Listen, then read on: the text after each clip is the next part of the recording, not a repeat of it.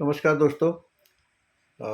मैं Rockwell related कुछ चीज़ें बताना चाहता हूँ कि प्रोडक्ट को कैसे बेचा जाए और कस्टमर को पहले से ही उसकी कुछ सतर्कता है जो कि जानकारी होनी चाहिए कस्टमर को, हमको उनको बताना पड़ेगा। अभी हमको समझ लीजिए 3-4 महीना हुआ है रॉकवेल का बिजनेस को करते हुए, और उस हिसाब से देखेंगे तो मेरे नज़र में कहीं पर भी कोई सर्विस का शिकायत आया नहीं है। लेकिन कुछ जगह में ये आया है कि भाई कूलिंग कम हो रहा है या वो जानकारी नहीं है कैसे चलाना है, ऐसे टाइप का कुछ आया है। लेकिन कोई प्रोडक्ट का फेलवेयर को लेकर के कोई अभी तक एक शिकायत भी नहीं आया है। तो ये ग्रुप हम लोग एक बनाए हैं कि भाई कहीं पर भी कोई दिक्कत होती है तो ग्रुप में हम पोस्ट करेंगे। कस्टमर का डिटेल एड्रेस, उसका मोबाइल नंबर और बिल भी प्रॉपरली होना चाहिए, सो दैट कि जो भी सर्विस का फ्रेंचाइजी है उनको आगे जाके क्लेम करना पड़ता है। और ये सारी चीज़ें हमको समझदारी के साथ करना है। ऐसा नहीं है कि हम सेल्स वाला सर्विस को ब्लेम करे, ब्लेम सर्विस वाला सर्विस को ब्लेम करे, डीलर डिस्ट्रीब्यूटर को बोला या डिस्ट्रीब्यूटर कंपनी को बोला, ऐसा नहीं है। हमको टीम वर्क मिल करके, सबको मिल करके बहुत अच्छी तरह से ब्रांड को आगे लेके जाना है। आप लोगों का बहुत ही शानदार सपोर्ट रहा है, बहुत ही ज़बरदस्त सपोर्ट मिला है आज तक। मैंने सोचा भी नहीं था कि इस लेवल पे हम लोग रॉकवेल को लेके जाएंगे, और ये सब कुछ पॉसिबल हुआ सिर्फ आप लोगों के सपोर्ट के चलते हुए।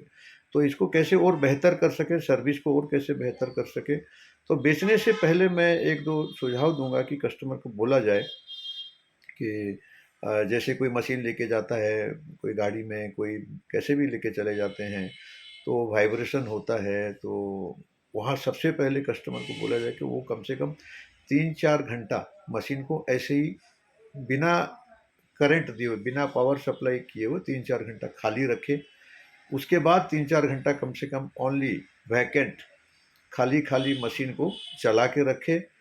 उसके बाद मशीन में सामान भरना चालू करे, और वो भी सामान को पूरा एकदम फुल मत करे, आधा डाले या कुछ से 60-70% तक मटेरियल उसमें भरना चाहिए उसको, सो दैट कि उसके अंदर का एयर सर्कुलेशन सही तरीके से हो, नहीं तो चोकिंग हो जाता है।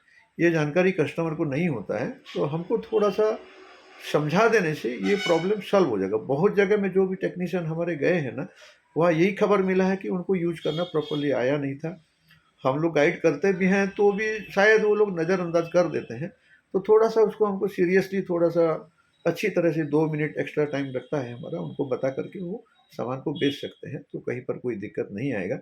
नहीं तो क्या है, अननेसेसरी क्या है, वो सामान खरीद के लेके क्या बोलता है मेरा चलता नहीं है, कूलिंग नहीं हो रहा है, तुरंत मैकेनिक को भेजो। मैकेनिक जब जाके पहुंचता है तो वहाँ पर कोई शिकायत है ही नहीं।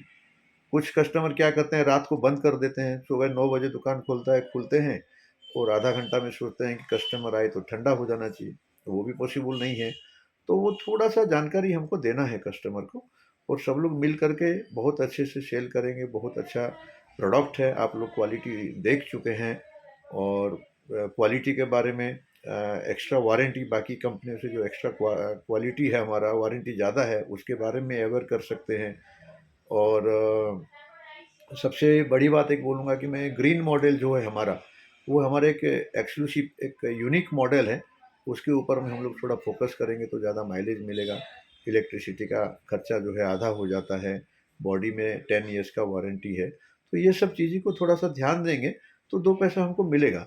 और मेरा विनती है, रिक्वेस्ट है सबको, कि कोई भी प्राइस कटिंग करके ना बेचे, 2 पैसा कमाएं। तो इसीलिए बिजनेस कर रहे हैं। जब खराब होता है, कस्टमर जान खाता है, तब हमको लगता है कि हमने कम प्रॉफिट में बिजनेस क्यों किया। तो मेरा रिक्वेस्ट है कि आप बहुत कॉस्ट कटिंग करके, प्राइस कटिंग करके, रेट को काट करके मत बेचिए। आपस में एक अंडरस्टैंडिंग बना करके, ना हमको किसी को लूटना है और ना नंगा होकर के बेचना है। तो बिजनेस कर रहे हैं तो 2 पैसा कमाना है, सीजनेबल बिजनेस है। और इसमें भी अगर हम काट पीट करके बेच देंगे तो फ़ायदा कुछ भी नहीं है। तो मेरा रिक्वेस्ट है कि हम सारे मिल करके इस ब्रांड को बहुत आगे ले चलें, और हम खुद भी 2 पैसा कमाएं। और सर्विस का जो भी है, एक ग्रुप हम जो बनाए हैं, इसमें आप लोग डालते जाइए और कस्टमर का लॉगिन कीजिए और कस्टमर को एवर कीजिए। ठीक है, थैंक यू, धन्यवाद।